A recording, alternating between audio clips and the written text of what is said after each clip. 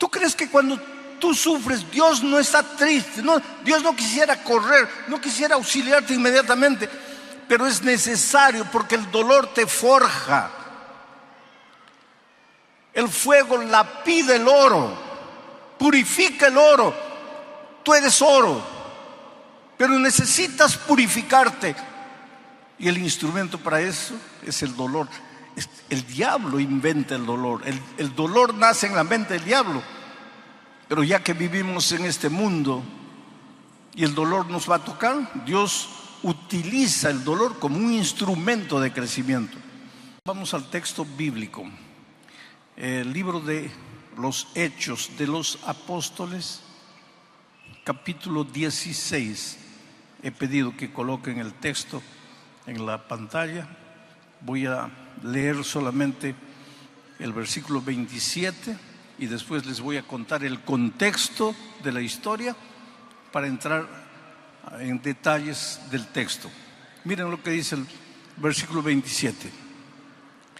Despertando el carcelero y viendo abiertas las puertas de la cárcel, sacó la espada y se iba a matar, pensando que los presos habían huido. ¿En qué circunstancias sucedió esto? Entonces ahora les voy a contar el contexto de manera general.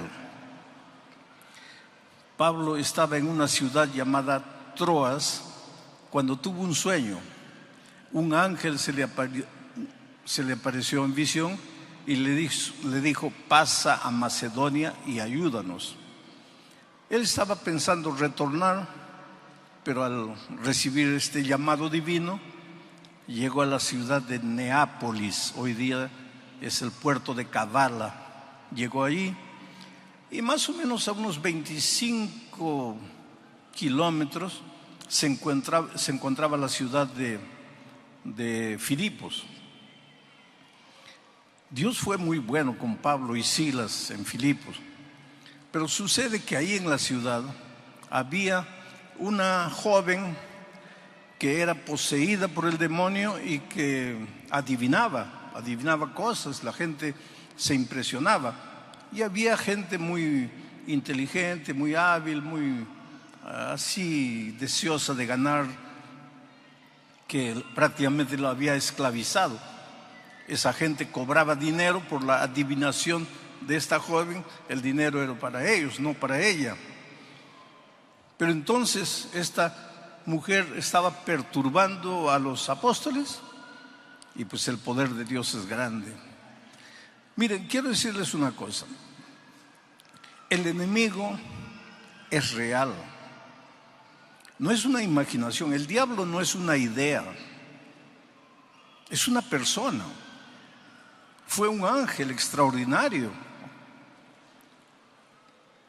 Se rebeló, siguió su camino egoísta, se apartó de Dios. Pero él vive. Y engañó a la tercera parte de los ángeles. Y hoy día, ¿qué hacen esos tantos ángeles? Se disfrazan de una cosa, de platillo volador, se disfrazan de fantasma, se disfrazan de alma penada, de condenado, de lo que ustedes crean, pero viene a engañar, viene a seducir. Entonces con el enemigo no se juega. Ten un poco de respeto, no respeto en el sentido de reverencia, sino de temor. No entres por entrar al terreno del enemigo. Pero por otro lado, ten en cuenta que tu Dios es poderoso y que el enemigo no puede hacerte nada. No tengas miedo de atravesar por un cementerio a medianoche, porque ten miedo de los vivos, porque los muertos ya descansan. Su cuerpo está en la tierra, el soplo volvió a Dios. No hay alma penada, no hay fantasma. Todos esos son engaños que el diablo usa para seducir, para mentir, para torcer la vida de mucha gente inocente. En aquella ocasión, la mujer estaba perturbando el ministerio de Pablo y Silas, y pues con el poder de Dios, el diablo fue expulsado de la vida de esta joven. Y al ser expulsado, ella ya no podía adivinar.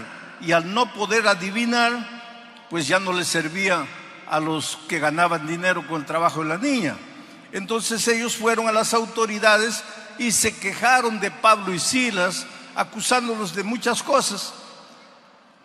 Y fueron aprisionados. ¿Por hacer qué? Por predicar el evangelio. Y encargaron al carcelero colocarlo en la celda del fondo y amarrarlo bien con grillos. Y lo amenazaron al carcelero: si ese hombre huye, si esos dos hombres huyen, tú las vas a pagar. Y ahí estaban. Estoy contándoles el contexto. Era medianoche. Pablo y Silas con las espaldas sangrando, porque antes de colocarlos en la prisión los habían azotado, doliendo. Querido, hay una cosa. Mientras vivamos en esta tierra, mientras peregrinemos en este mundo, muchas veces nuestras espaldas van a sangrar. Muchas veces el dolor nos va a tocar, aunque estemos haciendo la voluntad de Dios. Yo diría más, justamente por hacer la voluntad de Dios, despiertas la ira del enemigo. Y a los que se van a bautizar, les voy diciendo, prepárate. Porque si tú crees que la vida cristiana es un mar de rosas donde todo te va a salir bien, no estás teniendo una visión correcta del evangelio. Al entregarte a Cristo, vas a tener un Dios todopoderoso a tu lado, miles y miles de ángeles para protegerte, defenderte, darte fuerza para continuar el camino. Pero que el enemigo va a venir con todo encima de ti, sí, prepárate, puede ser que sí. ¿Por qué Pablo y Silas estaban presos? Por predicar el evangelio, por hacer la voluntad de Dios, por expulsar un demonio. Estaban a medianoche con las espaldas sangrando, pero cantando. Estaban de noche con las espaldas sangrando, pero cantando. Aquí hay una verdad interesante. Mientras peregrines por el desierto de este mundo, no eres inmune al dolor. El dolor te puede alcanzar, porque vives en un mundo de dolor. El dolor muchas veces es inevitable, pero el sufrimiento, que es rumiar el dolor, el sufrimiento es una opción. Tú sufres porque aceptas acariciar el dolor. El sufrimiento es el estar rumiando el dolor. Pero ¿qué hago si mi esposa falleció? Si mi hijo descansó, si estoy con cáncer, si he perdido el empleo, ¿debo alegrarme? No, querido, no debes alegrarte. Pero no puedes estar pensando en lo que te sucedió y pensando. Levanta tus ojos al cielo, clama a Dios. Estás herido, con las espaldas sangrando, pero canta. Eso es lo que hacían Pablo y Silas. Porque si ya estás con las espaldas sangrando y te pones a lamentarte, vas a sufrir más. El dolor es inevitable, pero el sufrimiento es una opción. Entonces, Pablo y Silas estaban cantando, y cuando tú en medio del dolor, en medio del sufrimiento, alabas a Dios, cantas a Dios, va a suceder algo extraordinario. Porque Dios se alegra con la alabanza, con el olor con el loor de sus hijos.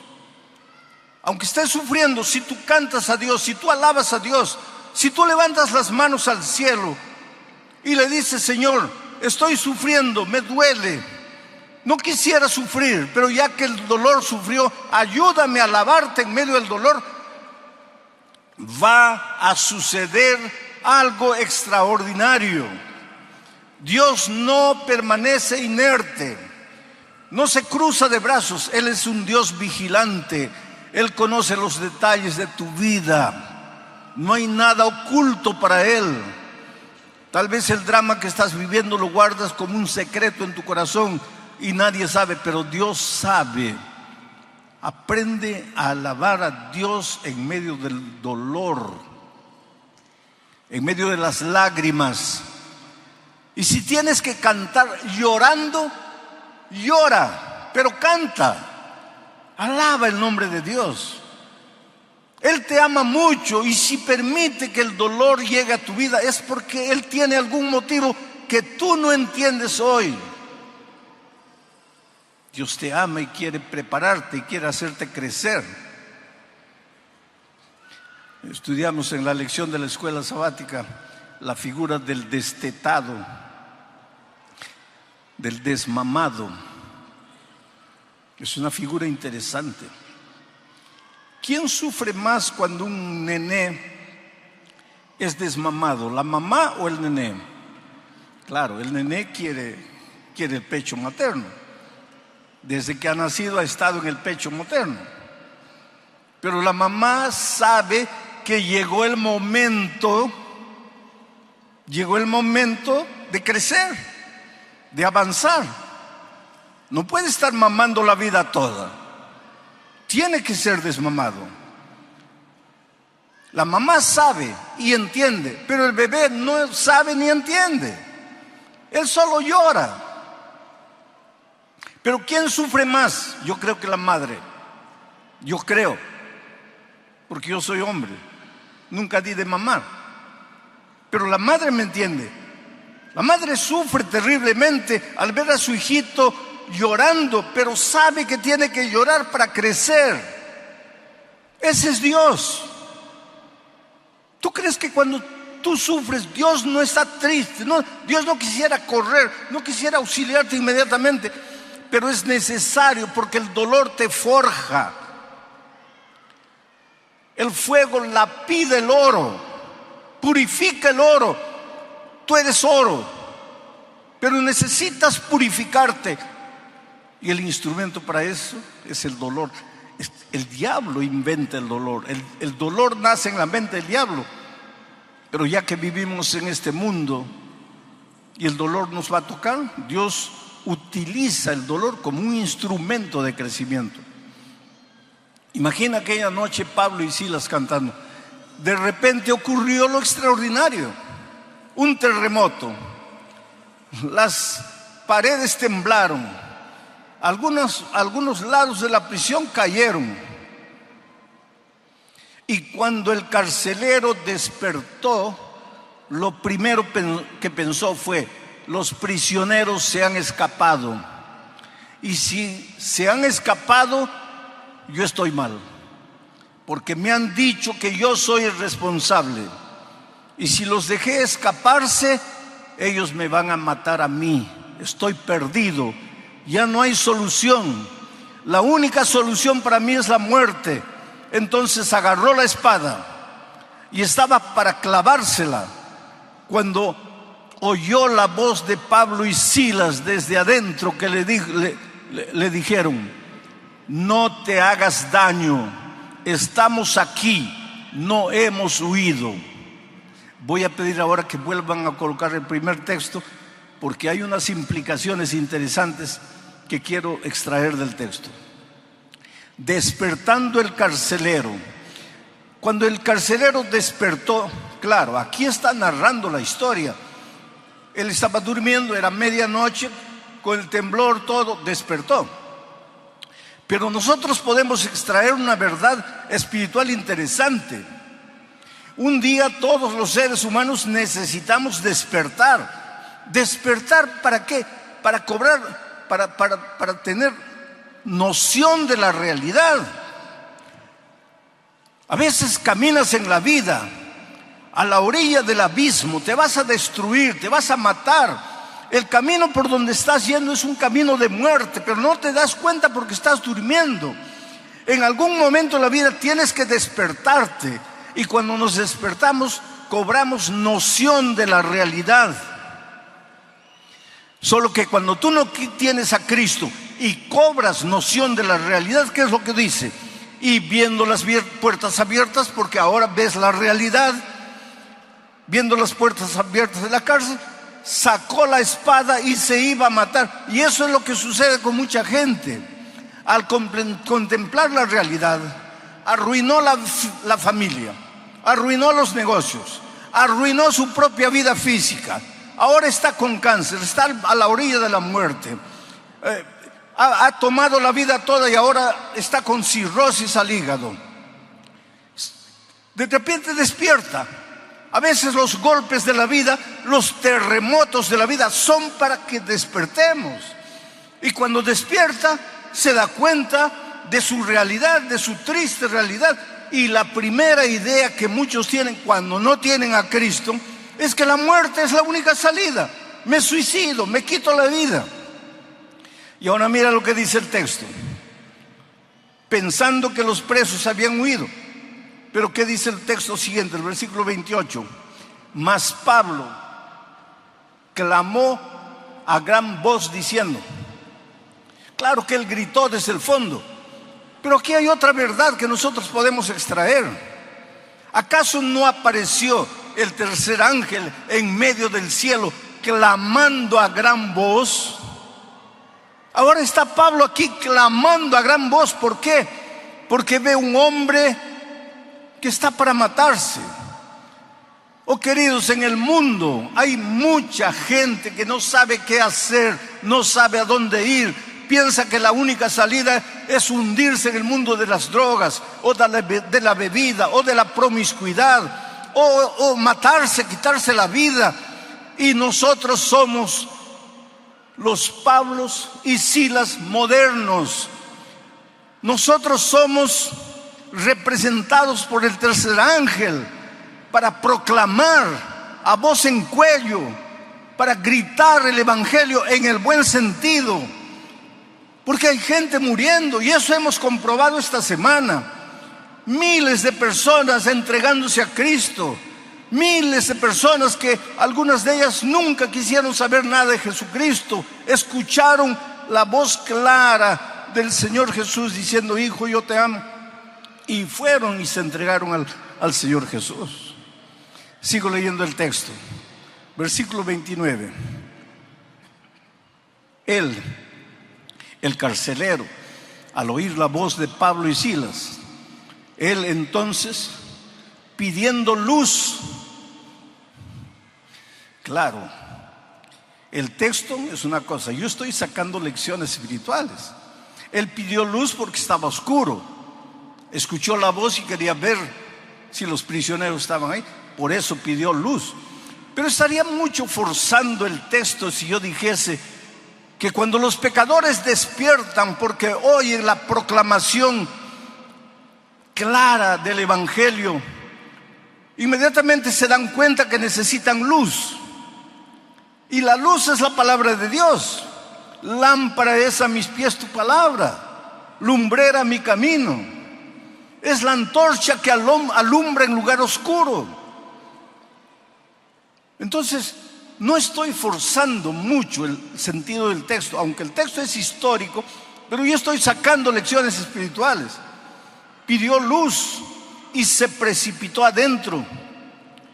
Y cuando vio que los discípulos estaban ahí, temblando, se postró a los pies de Pablo y de Silas. Versículo 30. Y sacándolos les dijo: señores, ¿qué debo hacer para ser salvo? Ahora vamos a analizar esta pregunta.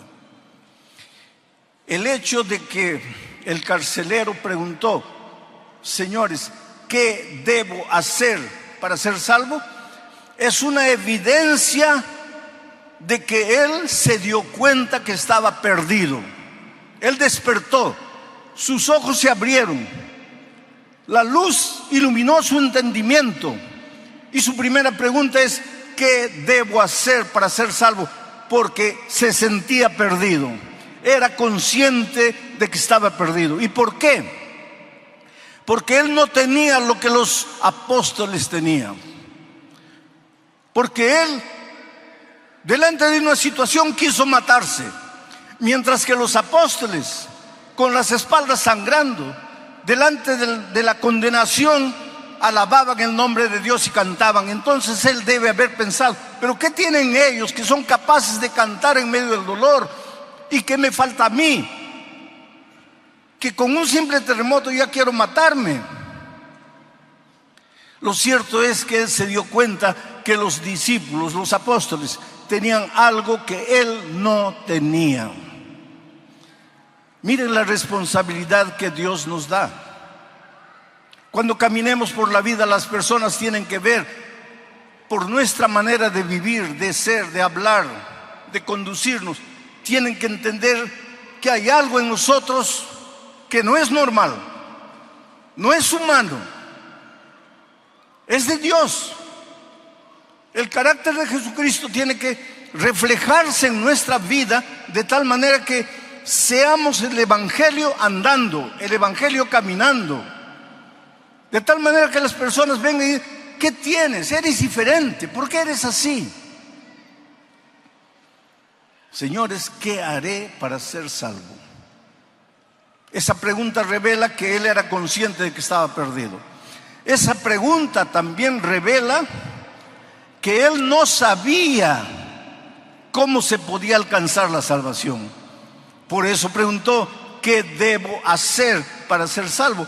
Él era consciente de su estado de perdición y no sabía cómo alcanzar la salvación.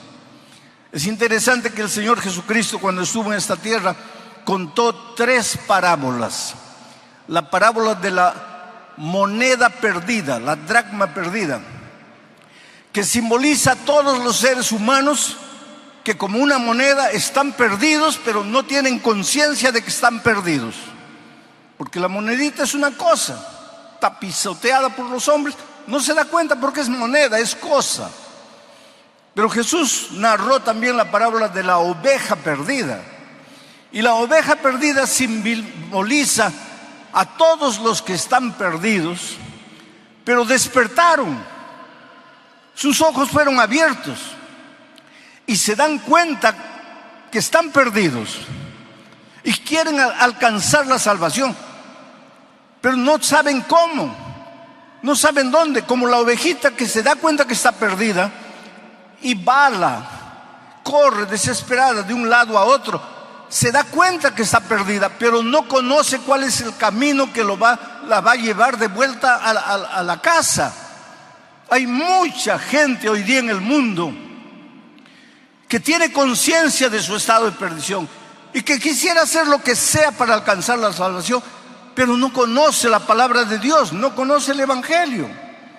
Yo estuve en un país de Europa, específicamente Portugal, en el santuario de Fátima, y vi con mis ojos gente caminando de rodillas, gente avanzando de rodillas, pero de kilómetros atrás.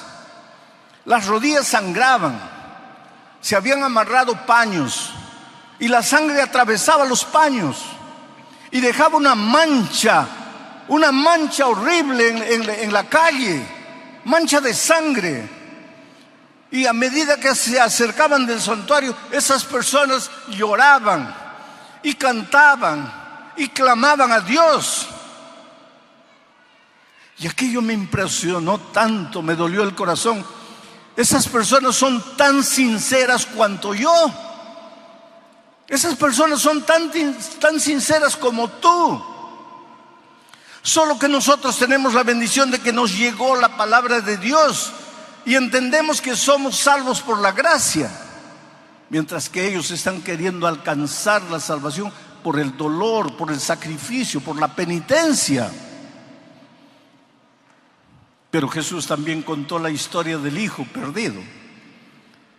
El hijo sabía que estaba perdido, conocía el camino de vuelta para casa, pero le faltaba tomar la decisión. Hay mucha gente, especialmente ahora que el Evangelio es predicado por la radio, que escucha el mensaje, entiende que está perdida, entiende inclusive el plan de la salvación, pero le falta tomar la decisión. No mañana, no después, no el próximo año, no cuando me jubile, no cuando me gradúe, no cuando me case, pero no toma la decisión. Es necesario tomar la decisión porque hoy es el día de buena nueva, hoy es el día de salvación. Oh querido, la salvación puede usar, el tema de la salvación puede ser usada por el diablo también para engañar. Cuando el carcelero preguntó, ¿qué debo hacer para ser salvo? Los apóstoles no le dijeron, tienes que portarte bien para ser salvo. No le dijeron, tienes que dejar de fumar o de usar drogas o de beber para ser salvo. No le dijeron, tienes que guardar el sábado para ser salvo. La vida cristiana involucra guardar el sábado. Si eres un hijo de Dios, no vas a contaminar tu cuerpo con droga, ni con bebida, ni con promiscuidad. Pero la salvación no es por eso. Y sin embargo, mucha gente piensa que tiene que portarse bien para alcanzar la salvación. La respuesta de los apóstoles fue simplemente: cree en el Señor Jesucristo y serás salvo tú y tu casa. Creer. Pero el enemigo puede venir y seducirte y engañarte y hacerte creer que necesitas hacer algo para alcanzar la salvación. Que la salvación es por la gracia, pero necesitas hacer algo para ayudar a la gracia. Y esa es una mentira completa. Y nosotros a veces somos muy propensos a caer en esa trampa. Por otro lado, cuando el enemigo no puede llevar a depositar la confianza de las personas en el comportamiento, en la conducta, te lleva al otro extremo. De creer que porque eres salvo por la gracia, ya no debes obedecer. Ya no tienes que preocuparte con la ley de Dios, que ya no tienes que preocuparte con el sábado, ni con la salud, ni con cuidar el cuerpo. ¿Por qué? Porque eres salvo por la gracia. Y sin embargo, Pablo es claro cuando escribe a los Efesios y les dice que no somos salvos por obra, sino solamente por gracia. ¿Y por qué? Para que nadie se gloríe, para que nadie piense que le ha ayudado un poquito a Jesús para alcanzar su salvación. Tú y yo no podemos nada, no somos nada.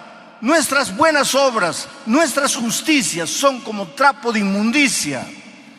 Somos salvos únicamente por la gracia.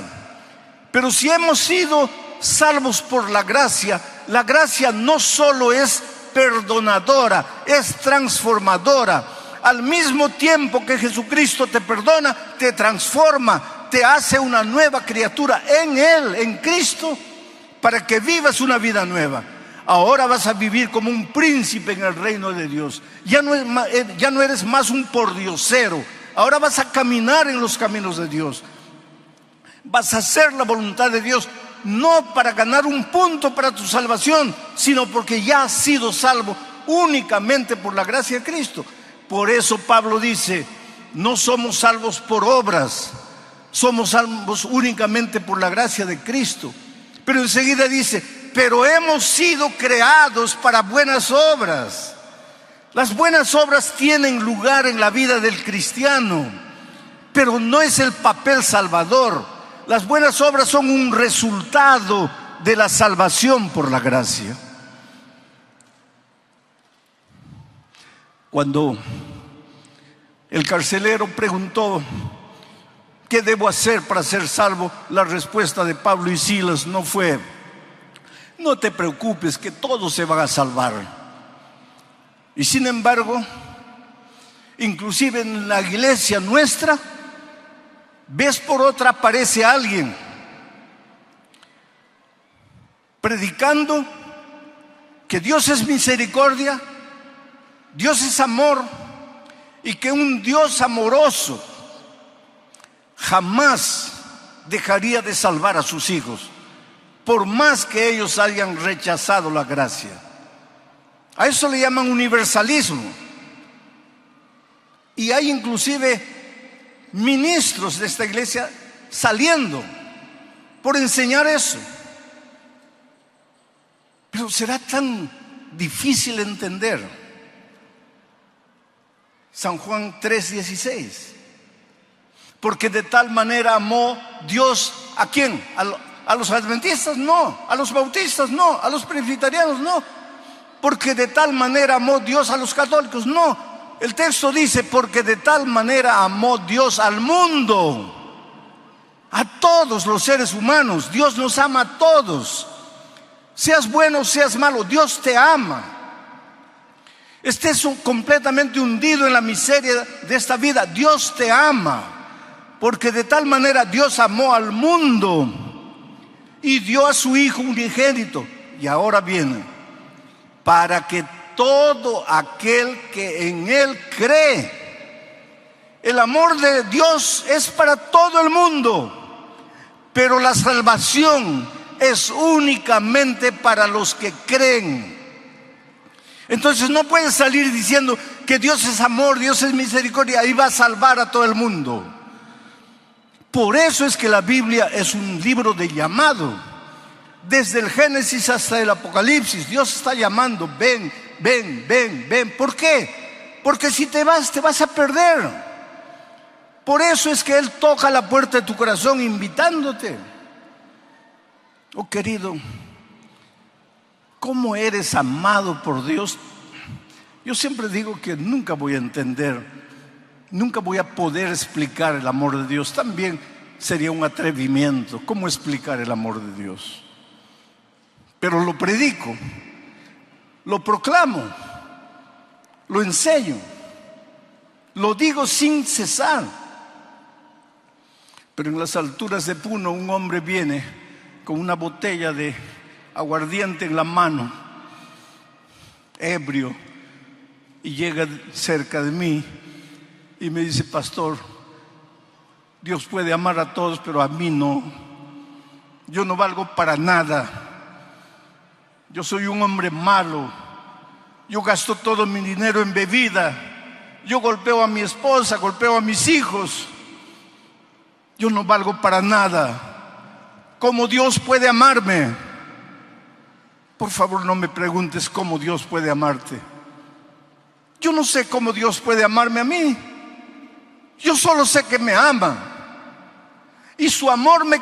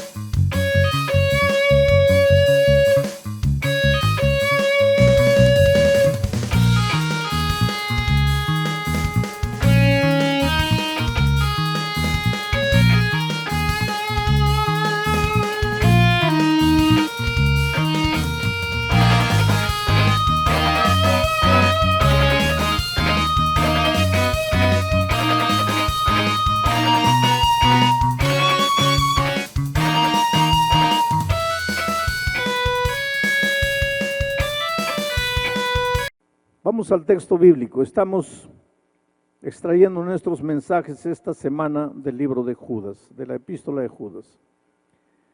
Yo quisiera desafiar a los hermanos predicadores, y esta mañana debe haber muchos aquí, predicadores laicos, predicadores, ministros.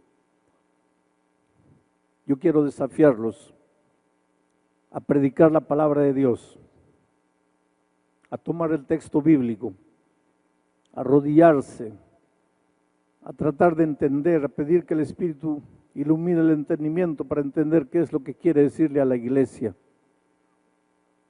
El predicador no puede llegar al púlpito para predicar lo que él quiere, lo que él piensa.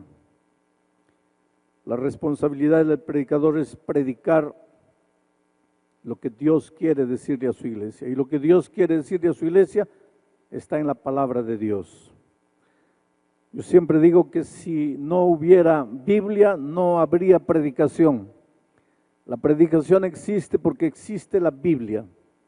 La predicación es la exposición de la palabra de Dios. Y esta mañana o estos días hemos estado analizando textos de la epístola a Judas. Hay algunas características de este libro que no he estado mencionando durante la semana. Por ejemplo, voy a quedarme en el púlpito porque tengo que leer algunas cosas. Primero, si tú abres la segunda epístola de Pedro, capítulo 2, vas a ver que da la impresión de que Judas le copió a Pedro, o Pedro le copió a Judas. Ahora, Pedro no puede haberle copiado a Judas porque la epístola de Pedro fue escrita antes. Pero tampoco Judas puede haberle copiado a Pedro, porque si no, ¿por qué no le copió toda la epístola? ¿Por qué solo agarró el capítulo 2? Ambos fueron inspirados por Dios. Eso es lo admirable de la inspiración. Y hay otra característica con Judas. Judas menciona 2 libros apócrifos, 2 libros que el canon bíblico no reconoce como inspirados por Dios. Y sin embargo, Judas toma textos de esos libros apócrifos y los registra en el texto inspirado. Y aquí hay otra cosa interesante. Cuando Dios inspira al escritor bíblico, lo inspira con su cultura, con su personalidad. El escritor bíblico entonces escribe el mensaje que le ha sido inspirado, pero puede usar figuras de lenguaje, puede usar cosas que ha leído, que ha oído, que ha visto, y va a registrar todo eso con su personalidad. Si es un hombre enérgico, lo va a registrar de manera enérgica. Si es un hombre más suave, lo va a registrar de manera suave. Por eso la Biblia tiene diferentes características. Judas fue un escritor inspirado. Escribió muchas de las cosas que Pedro escribió en su segunda epístola, capítulo 2. Echó mano también de citaciones de libros apócrifos. Yo no tengo tiempo para explicar todos esos detalles, pero si ustedes leen van a ver. Eso quiere decir que el hecho de que un escritor bíblico o que el hecho de que un profeta que ha sido inspirado por Dios mencione fuentes, otras fuentes, no le quita la inspiración. Y ahora me estoy refiriendo específicamente al espíritu de profecía. Me estoy refiriendo específicamente a la escritura sagrada que nosotros tenemos. El hecho de que ha registrado en sus escritos cosas que otros escritores han escrito, no le quitan ni un poco del hecho de que Dios la ha inspirado. Pablo, en el discurso del Areópago, citó expresiones de poetas seculares de su tiempo y ni por eso dejó de ser inspirado. El problema es que el ser humano, especialmente el ser humano de nuestros días, quiere acomodar todos los consejos inspirados a su manera de vivir, y cuando no encaja, entonces comienza a acusar, a criticar. Y eso es lo que acontece con la sierva del Señor. Mucha gente dice, no, porque la plagió, no, porque la copió, no, porque ella hizo. Pero aquí está una prueba. El hecho de que un escritor inspirado toma fuentes ajenas no quiere decir que él no fue inspirado. Pero ¿por qué ella no registró el libro de donde sacó, la página de donde sacó? Porque en esos tiempos no había lo que hoy se llama derechos autorales. Judas tampoco registró nada. Pablo tampoco registró nada. Pero hoy yo no podría escribir algo que otro ha dicho sin registrar el libro, la página, la fuente, porque las leyes han cambiado, los tiempos han cambiado. Bueno, ese no es mi tema, cierro paréntesis aquí. Lo que quiero decirles es que el hecho de que un escritor inspirado echa mano de otras fuentes no quita en nada su inspiración. Bueno, el texto para esta mañana son los últimos 2 versículos de la epístola de Judas. Y dice así: y aquel que es poderoso para guardaros sin caída y presentaros sin mancha delante de su gloria con gran alegría, al único y sabio Dios, nuestro Salvador, sea gloria y majestad, imperio y potencia, ahora y por todos los siglos. Amén. Anoche estudiamos que muchos estaban entrando a la iglesia con una teoría. Dios es misericordia, Dios es gracia, Él nos da su gracia nos perdona de todos los pecados. Puedes ir a Dios como estás, que Dios te perdona, Dios te acepta. Y esta es una de las verdades más bellas de la Biblia. Puedes ir a Dios como estás. No importa quién eres, no importa cómo has vivido, puedes ir a Dios como estás. Pero ¿dónde estaba el error de esos herejes en el primer siglo? Puedes venir a Dios como estás y seguir como estás. Ese era el problema. Pero la Biblia enseña que puedes venir a Dios como estás, pero su gracia te transforma, no te deja como estás. Nadie puede usar la gracia de Jesucristo para continuar viviendo en el pecado. ¿Y por qué no?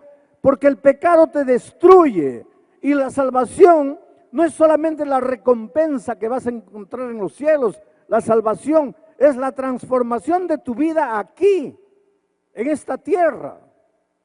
El pecado te destruye, entonces la gracia de Jesucristo te arranca del pecado, te saca del pecado para que vivas una vida plena.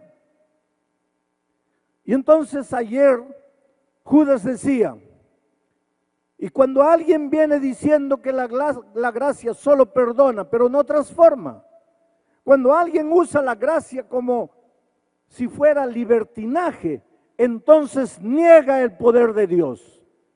Porque si Dios es poderoso para perdonarte, es también poderoso para transformarte. Y ahora él con ese pensamiento termina su epístola al decir en el texto que acabo de leer, dice, y aquel, refiriéndose al Señor Jesucristo, que es poderoso para guardaros sin caída y presentaros sin mancha delante de su gloria con gran alegría. Dios es poderoso para guardarte sin caída, para presentarte sin mancha en el día en que Jesús vuelva. Ahora, lo que necesitamos entender es cómo es que Jesús hace esto. ¿Cómo es que Él te guarda sin caída? ¿Cómo es que Él te va a presentar sin mancha cuando Cristo vuelva. Porque hay una figura que mucha gente usa y es una figura equivocada. Cuando se habla de la salvación, hay gente que dice que la salvación es como un elevador, como un ascensor. Tú entras y vas subiendo, el elevador va subiendo, y tú te puedes caer 50 veces, 100 veces dentro del elevador, pero sigues subiendo. Eso es peligroso, queridos. Eso no combina con la gracia transformadora de Cristo. Y no combina con lo que Judas acaba de decir, porque Judas dice, aquel que es poderoso para guardarte sin caída y presentarte sin mancha cuando Cristo vuelva. Entonces, cuando mucha gente lee este texto, se desespera, entra en pánico y dice, ay Dios mío, ¿cómo puedo vivir sin caída en este mundo de pecado, de tanta tentación? Y si todos nosotros revisamos nuestra vida, en algún rincón escondido cargamos algo. ¿Cómo puede Dios mantenernos sin caída? Tal vez este es el tema más interesante que necesitamos aprender. En el capítulo 9 de Marcos, en el versículo 33 específicamente, pero un poco antes y un poco después, vas a encontrar lo siguiente. El Señor Jesucristo un día estaba yendo camino de Emaús, camino de una ciudad. Y mientras el Señor Jesucristo caminaba, sus discípulos estaban a su lado. Pero los discípulos cargaban en su corazón un pecado del cual no querían separarse. Pero ellos descubrieron una cosa, que al lado del Señor Jesucristo es imposible pecar. Coloca esto en tu cabeza. Al lado del Señor Jesucristo, tomado de la mano del Señor Jesucristo, es imposible pecar. Porque Pablo dice, ¿qué comunión hay entre la luz y las tinieblas? Entre la justicia y la injusticia. Entre Cristo y Satanás no hay comunión. Si estás en Cristo, no vas a pecar.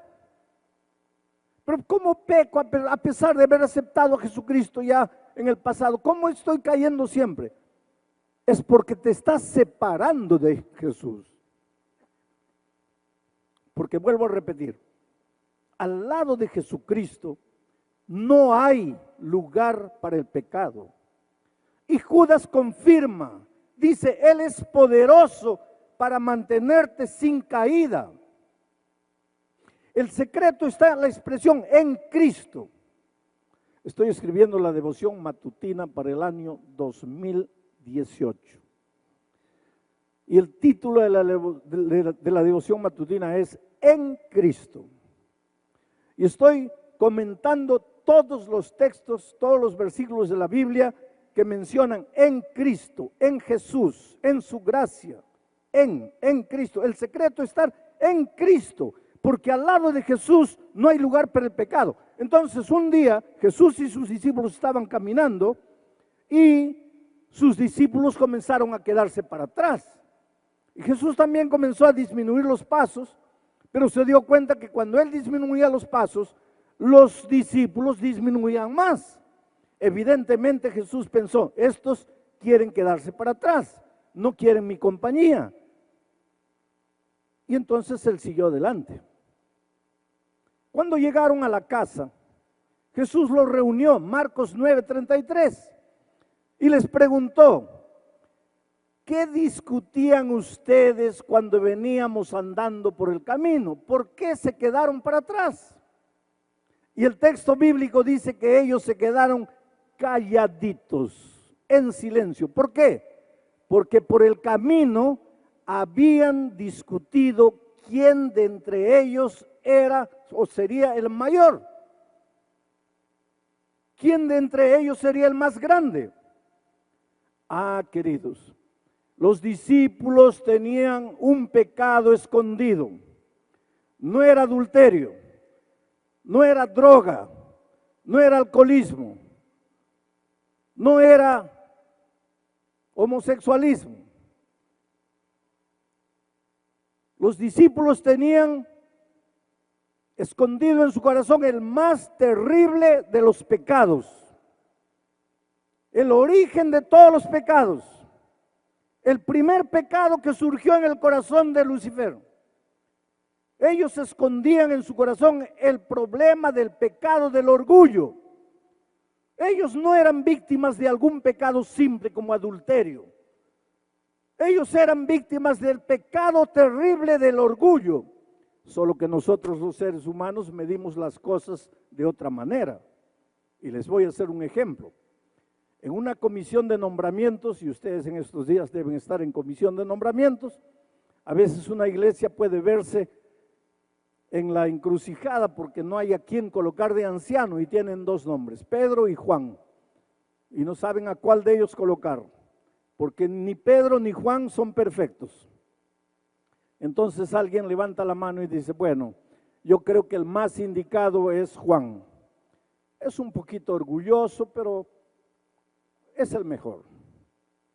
Y lo nombran. Pero tú jamás vas a ver en una junta de nombramientos alguien decir así, bueno, tenemos solo a Juan y a Pedro. Juan es un poquito homosexual, pero está bien. Eso jamás. Porque para ti homosexualismo es terrible. Adulterio es terrible, asesinato, robo. Para ti eso no tiene perdón. Pero para Jesús, el padre de todos los pecados, la raíz de todos los pecados, es el orgullo. Y los discípulos eran víctimas del orgullo. Por eso digo, el problema de ellos no era simple, era mucho más profundo que el adulterio. Era el problema del orgullo, la raíz de los otros pecados. Y ellos descubrieron una cosa, que al lado de Jesucristo no se puede pecar. En Cristo no hay derrota. En Cristo solo hay victoria. Pero a veces se sentían tan tentados, el pecado del orgullo los seducía, les picaba dentro. Pero ellos descubrieron que al lado de Cristo no se podía. Entonces, ¿qué es lo que hacían? Se separaban. Déjalo ir, déjalo ir. Porque al lado de Jesús es imposible pecar. Aquel que es poderoso para guardaros sin caída. Entonces ellos se separaban de Jesucristo para practicar el pecado. Pero al separarse de Jesucristo, practicasen o no practicasen, ya estaban en situación de pecado. Ya estaban lejos de la justicia, ya estaban lejos de la salvación. Nosotros nos cuidamos solamente con los actos pecaminosos, pero generalmente no nos cuidamos con la situación pecaminosa, que es la raíz de nuestros actos pecaminosos. Entonces, ¿cuál es la solución? ¿De qué manera Judas promete que aquel poderoso para guardarnos sin pecado? ¿Cómo es que Jesucristo nos guarda sin pecado? Es simple. Necesitas estar en Cristo.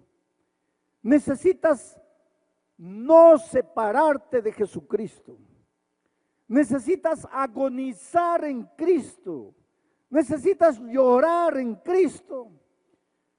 Cuando las luces de la tentación vienen, en lugar de decir no voy a pecar, no voy a pecar, ve a Jesucristo y no lo sueltes, porque al lado de la justicia no hay lugar para el pecado.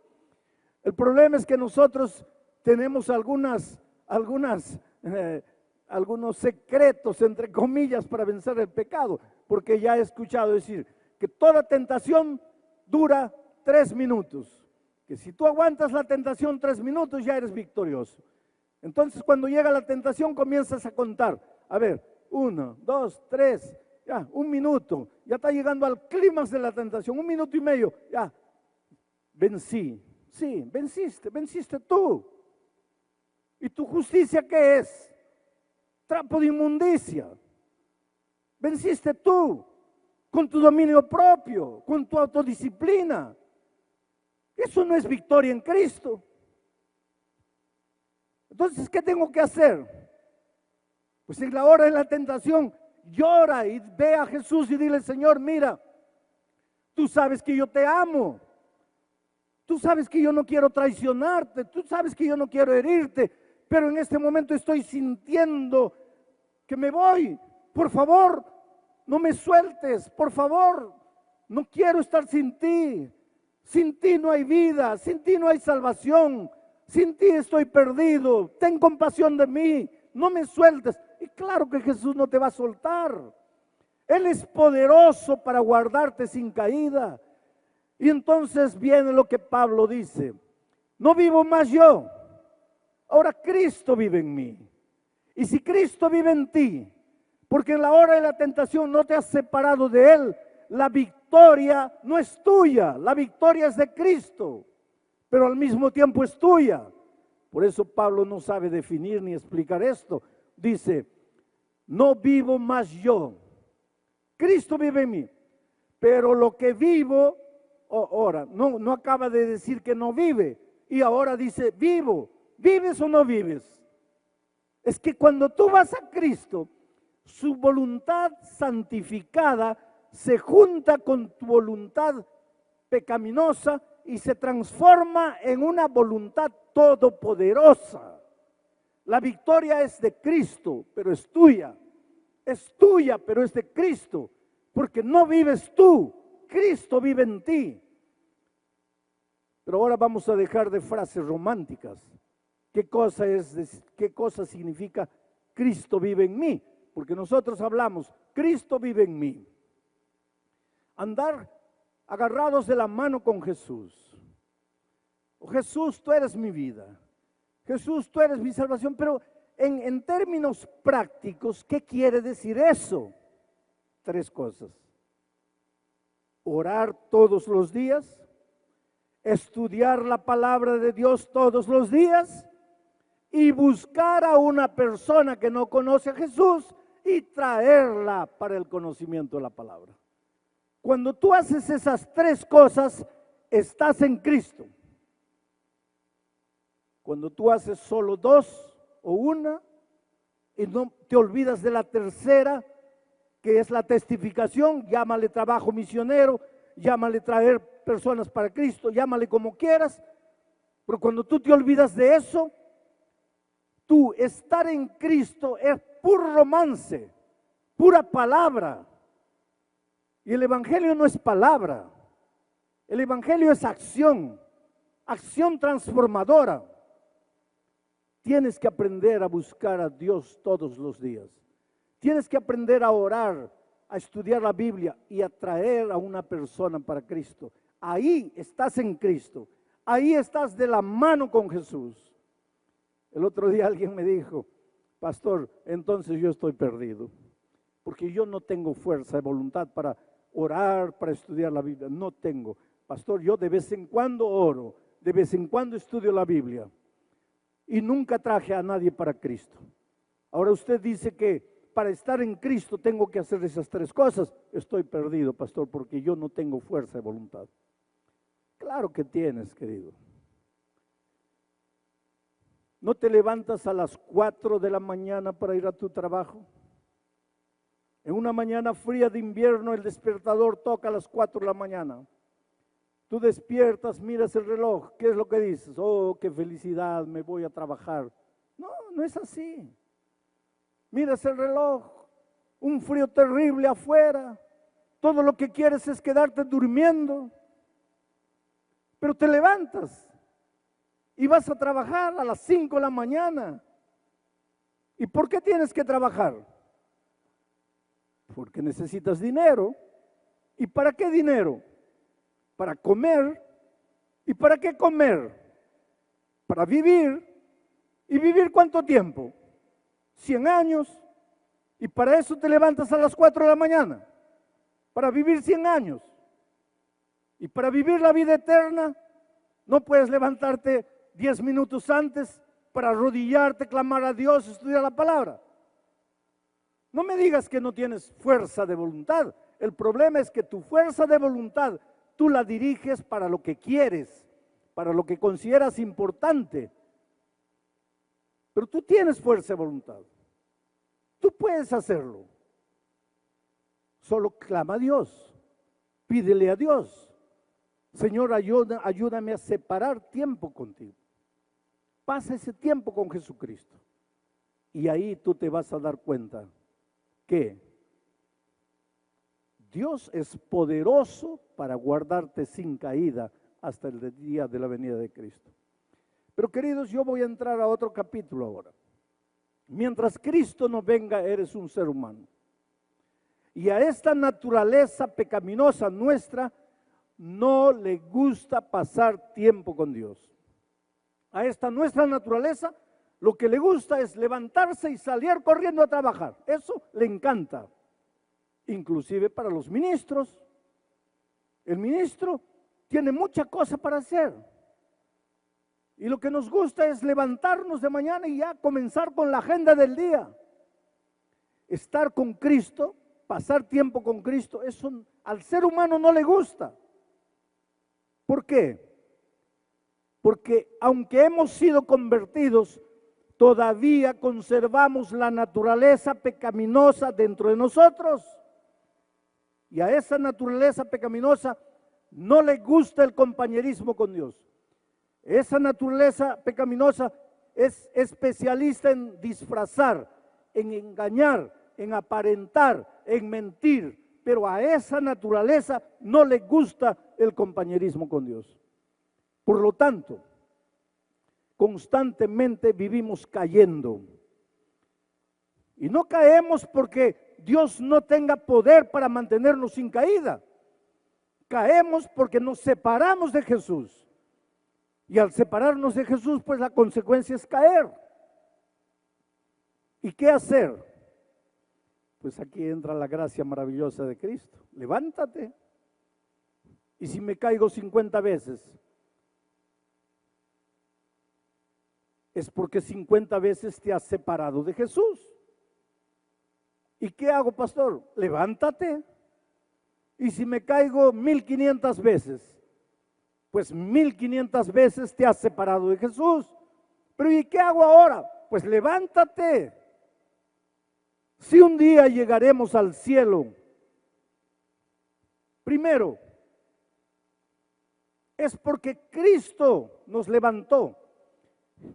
Es porque cada vez que caímos, llevados por nuestra naturaleza pecaminosa, clamamos a Dios, le suplicamos y Él nos extendió la mano.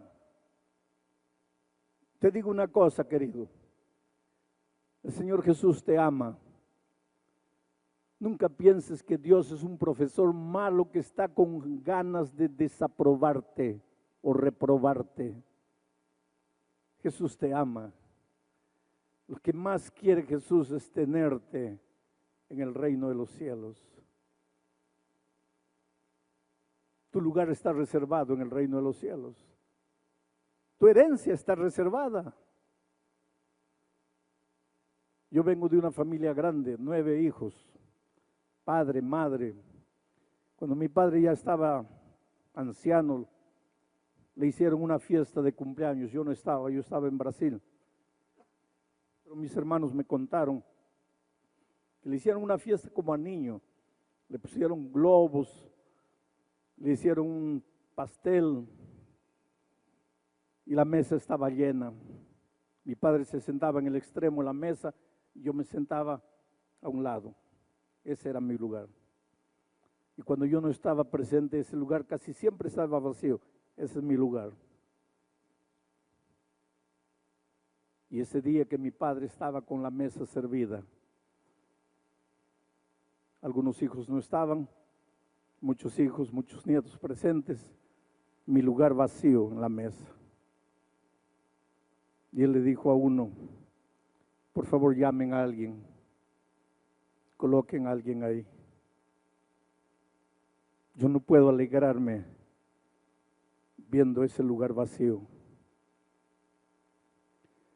Yo quisiera que tú entiendas esta mañana que tu lugar en el cielo está reservado. Y aunque se salven millones y tú te pierdas, tu lugar siempre estará vacío. Porque eres precioso para Dios. Él te ama como eres. El otro día alguien me decía, pastor, usted dice que Dios me ama como soy, pero usted no sabe quién soy. No importa quién seas, con ese carácter horrible que tienes, o esa naturaleza que cargas con tus tendencias, eres lo más precioso que Dios tiene. Esta mañana, en medio de miles de personas, ¿tú crees que Dios está mirando 15,000 personas? No. Él te está mirando a ti como si tú fueras la única persona sentada aquí. Él conoce tus sueños, tus alegrías, tus tristezas, la historia de tu vida, tus caídas. Él conoce todo. Y aunque a veces golpeado por la vida, tú dices, Señor, ya no, te he prometido tantas veces, he intentado tantas veces, olvídate de mí, ya no. Él te dice, hijo, yo no voy a desistir de ti.